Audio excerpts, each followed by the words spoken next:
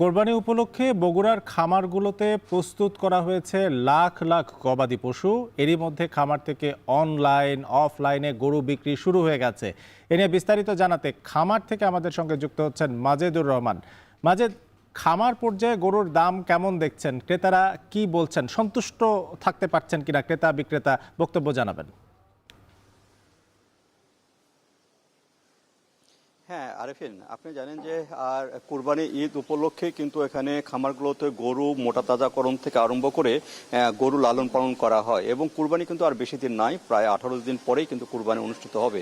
আর এই কুরবানি উপলক্ষে কিন্তু বগুড়াতে যে খামারগুলো রয়েছে এখানে প্রায় 52,200 খামার রয়েছে। এই 52,200 খামারে প্রায় 7.5 লাখ গরু এখানে প্রস্তুত করা হয়েছে এবং এই গরুগুলো কিন্তু খামার থেকেই বিক্রি করছেন।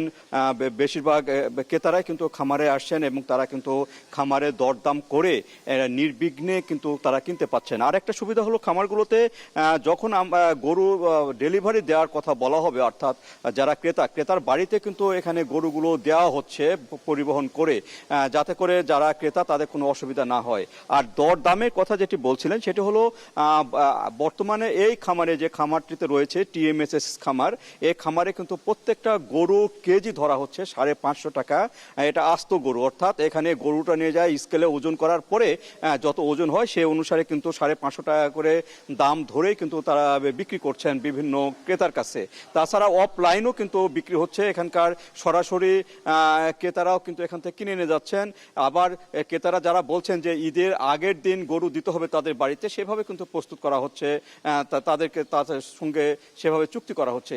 এইভাবে কিন্তু গরু কিন্তু এখানে বেচা কিনা হচ্ছে। আর হাট বাজারের কথা যদি বলি, এখানে যে হাট বাজারগুলো রয়েছে সেই হাট বাজারগুলো প্রতিদিনই কোনো না কোনো হাট থাকছে জেলাতে, শহরে, এবং এই হাট বাজারগুলোতে গরু বিক্রি হচ্ছে এবং এই গরুগুলো গত বছরের তুলনায় এখানে প্রায় কিছু বেশি দামে কিন্তু গরু বিক্রি হচ্ছে।